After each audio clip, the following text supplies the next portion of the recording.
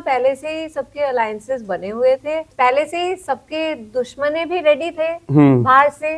पहले के शोज से डिम्पल एंड नीलम से हमारी रोज बात वैसे भी नहीं होती थी। मुझे ऐसा लगा था कि मनीषा रानी हमारे साथ अच्छे से बात करेगी, सब मतलब हम लोग भी मिलके खेल ही सकते थे। मोनालिसा क्या सोचती है दिग्विजय के बारे में? पहले दिन ही देखा कि वो उसको इतना मार पड़ी, लेकिन फिर भी मार पड़ने के बाद भी वो उसी टीम में जाके बैठता था, वहीं पे प्लानिंग प्लॉटिंग होता था। और मैं कई बार एक दो बार उससे पूछ भी लिया था। Hello and hi, this is me Vishal Ambani और आप देख रहे हैं बज़ूका। इस वक्त हमारे साथ है कौन?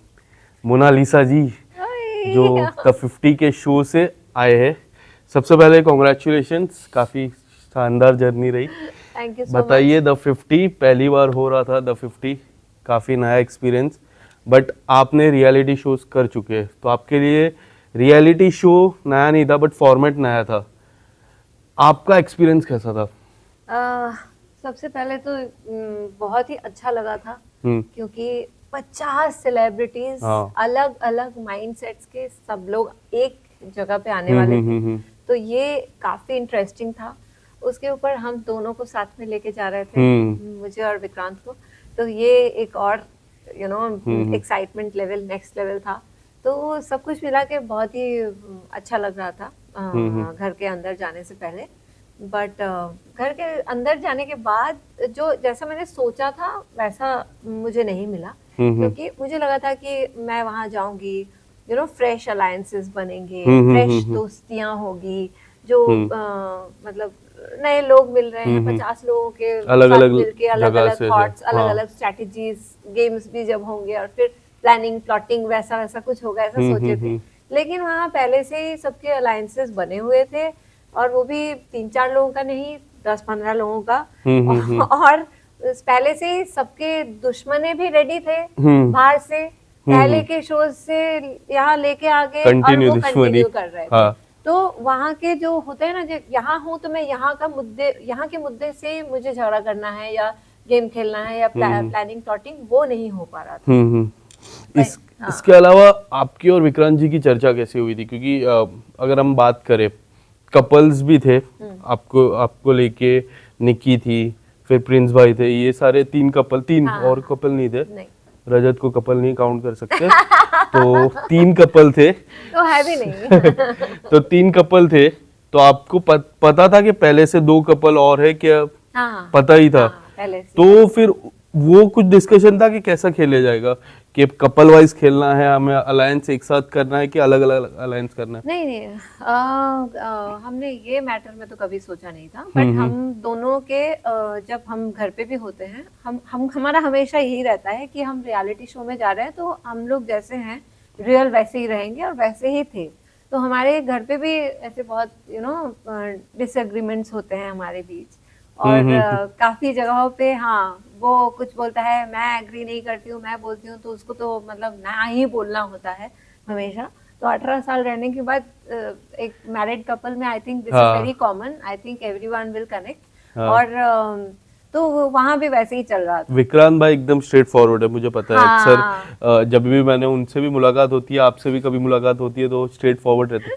बट आपसे जानना चाहूंगा, जब इतने सारे नॉर्थ के एक साथ थे, मुझे याद है नीलम है, फिर डिम्पल थी, आप हो, विक्रांत है, तो ऐसा लगा कि यार नॉर्थ का एक अलायंस अपने में अलायंस होगा, और वो दिखा नहीं, नजर नहीं आया।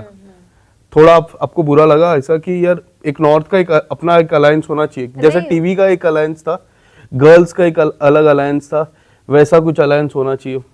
पहले दिन ही मुझे कैप्टन बना दिए थे, और मतलब शायद यही सोच के बनाए थे कि सब भोजपुरी एक्टर्स जो है वो एक साथ हो जाए, और एक दो जो भी, मतलब क्योंकि 6-6 का बनाना था तो 1-2 इधर उधर से भी आ जाए, तो शायद वही सोच के बनाए थे। बट मैं ऑनेस्टली बताऊं, हम लोगों की जो मतलब डिम्पल एंड नीलम से हमारी रोज बात वैसे भी नहीं होती थी। उससे पहले मुलाकात नहीं हुई थी? मुलाकात हुई थी, लेकिन मतलब ऐसा नहीं कि हाय हेलो, एक ही इंडस्ट्री के। मतलब सीसीएल में मिल गए, कभी इधर 1-2 बार ही हम मिले हैं। मैं तो 1-2 बार मिली हूँ, हो सकता है विक्रांत में ज्यादा टाइम मिले थे। लेकिन वहां जाने के बाद सबके अलग अलग गेम्स होते हैं, तो शायद हम लोगों को उन्होंने थोड़ा कम समझ लिया, और या फिर उनको लगा कि दूसरी टीम में जाएंगे तो ज्यादा टाइम तक रुक पाएंगे, उनका अलायंस ज्यादा है, बड़ा है, तो मे भी ज्यादा दिन तक हम वहाँ टिक पाएंगे। तो ये सोच के इधर उधर सब बिखर गए, जबकि हमारे तरफ से ऐसा नहीं था। हम लोग विक्रांत तो हमेशा साथ में लेके ही चल रहे थे, एंड वोटिंग के मैटर में भी मतलब नीलम को नहीं डाल रहे थे, क्योंकि हमको पता था कि ना मिलने के चांसेस है। तो हमने तो हमेशा मतलब लॉयल रहे। दिन की बात करते हैं, जिस दिन आप आउट हुए वो दिन की बात करते हैं। सैमी, आप और मनीषा तीनों पहले ही आउट हो चुके थे, फिर बाद में गेम के बाद फिर धीरे धीरे करके सब आए। उसके पहले मैं बात करता हूँ, जो उम्मीद आपने रिद्धिमा से लगाई थी, रिद्धिमा ने वो मतलब बोलते ना, जो आपने दिया रिद्धिमा को, रिद्धिमा ने वो आपको रिटर्न नहीं किया, वो कितना बुरा लगा? बहुत बुरा लगा था।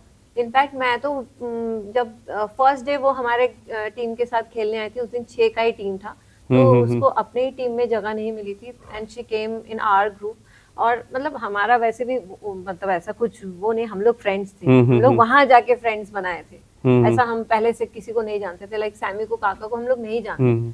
तो हमारे इसमें जब आई थी तो विक्रांत ने उसको बोला कि हाँ आप खेलिए, हम दोनों को बिठा के उसको खेलने दिया। फिर सेकेंड टास्क में उसको हमने डेंजर जोन में नहीं भेजा, काका को भेजे, जबकि मैं विक्रांत को बोल रही थी, मतलब यही सब होता था। मैं उसको बोलती थी ये ऐसे करते हैं, वो बोलते नहीं करते हैं, क्योंकि हो सकता है रिद्धिमा को वोट्स ना मिले, क्योंकि उसके टीम से ही उसको निकाले हैं। तो ये सोच के उसने उसको डेंजर जोन में नहीं डाला था।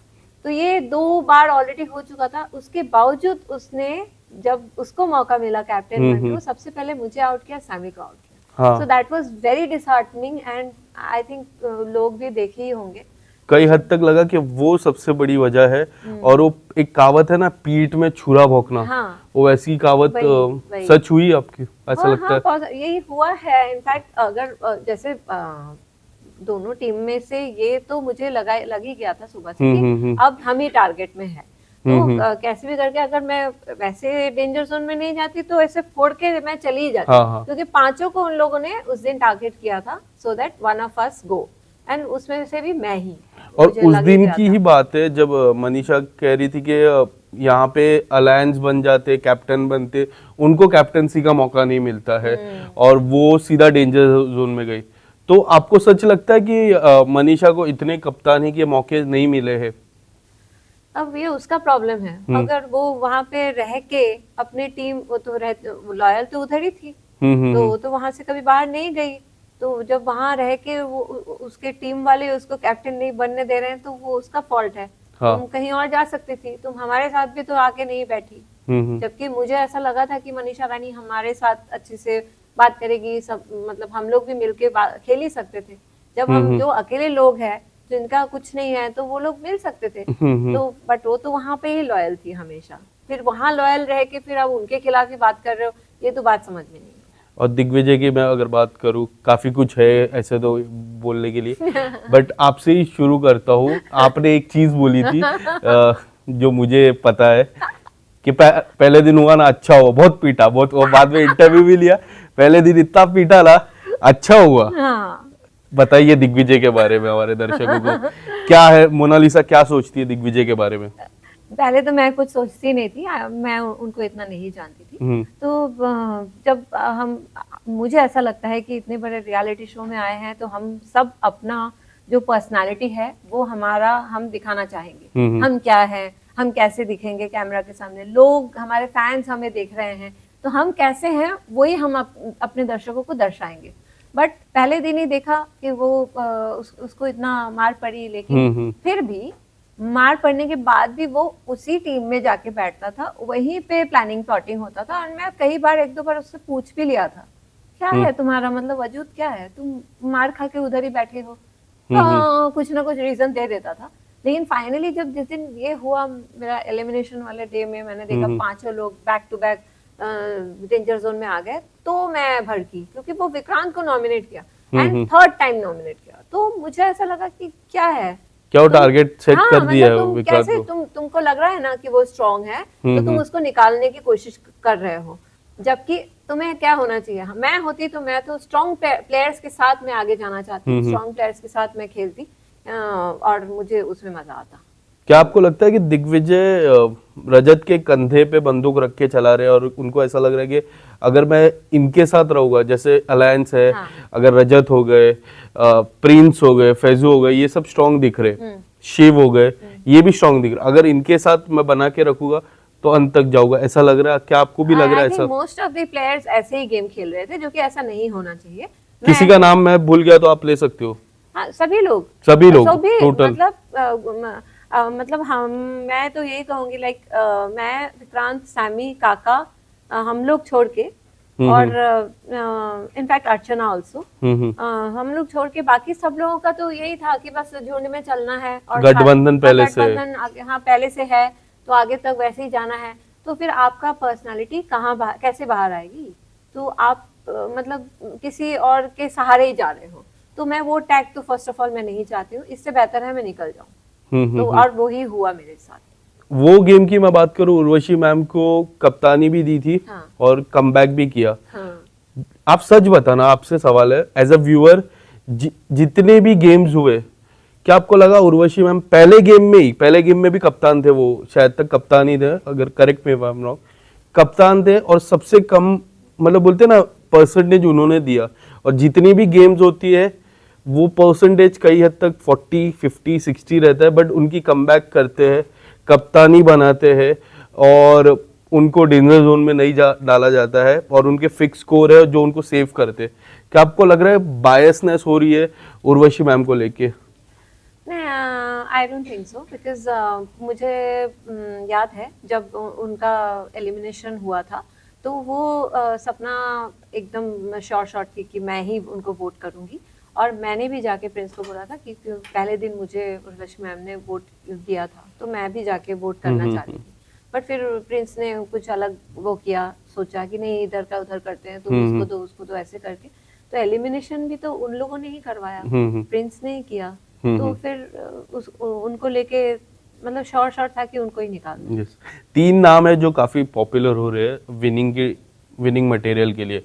सबसे पहला नाम है फैजू, शिव और काका। आपको क्या लग रहा है? ये 3 नाम में, मैं रजत का नाम नहीं लिया, ये 3 व्यूअर्स के नाम है, मेरे रहते तो मैं रजत का डेफिनेटली डालता। ये 3 में कौन लगता है सबसे स्ट्रॉन्ग, कौन है इस वक्त गेम के हिसाब से? क्योंकि ये गेम का है। स्ट्रॉन्ग तो मैं विक्रांत को ही बोलूंगी, हाँ। सबसे ज्यादा, क्योंकि उसने अमेजिंग गेम्स खेला है। और अगर इन तीनों में से आप जीतने के लिए किसी का नाम लेने बोलेंगे तो मैं काका का नाम लूंगी। ठीक है, महल की थोड़ी बात करते हैं। मैं कुछ नाम लूंगा, हम कार्ड्स खेलते हैं ना, वैसे ही कुछ नाम लूंगा, आपको बताना है उस महल का कौन है। सबसे पहले महल का राजा कौन है आपके हिसाब से? जो किंग रहता है वो राजा कौन है महल का? लायन। नहीं, लायन को छोड़ के जो कंटेस्टेंट्स है, किसी और को राजा मान ही नहीं सकती। विक्रांत भी है, हाँ, वो तो भी देखेंगे। अच्छा, मतलब मान लीजिए, फिर बोलेंगे ना कि मतलब विक्रांत का नाम छोड़ के मैं लायन बोला तो नहीं, विक्रांत भाई को of course then Vikrant, because घर के, आपके घर के नहीं, महल के बोल रहा हूँ मैं। हाँ।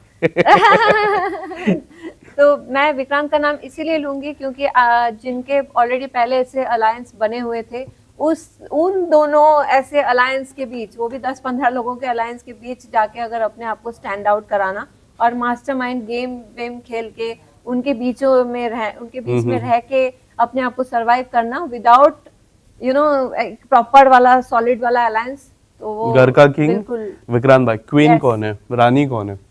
अब आप तो बाहर आ गए, अपना नाम नहीं लेना, आपके अलावा कौन है? मैं कृष्णा का नाम लेना। कृष्णा, हाँ, वो भी अच्छा। या शी इज वेरी गुड। इक्का कौन है?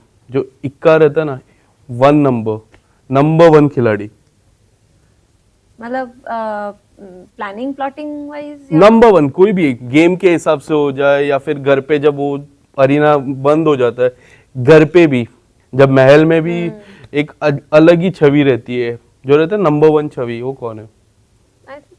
प्रिंस, हाँ। और जोकर, जो जे रहता है जोकर तो बहुत है। कौन है? 2 नाम ले लीजिए। एक दिग्विजय है, और एक और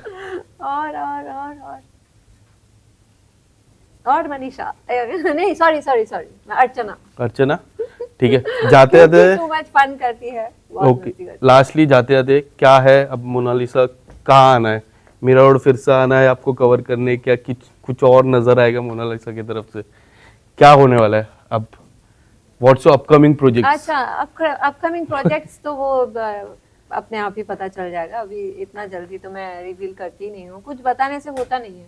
फिर से बिग बॉस में एंट्री देख सकते हैं? ओह गॉड, वो तो मेकर्स के ऊपर है। बुलाएंगे तो विक्रांत भाई के साथ?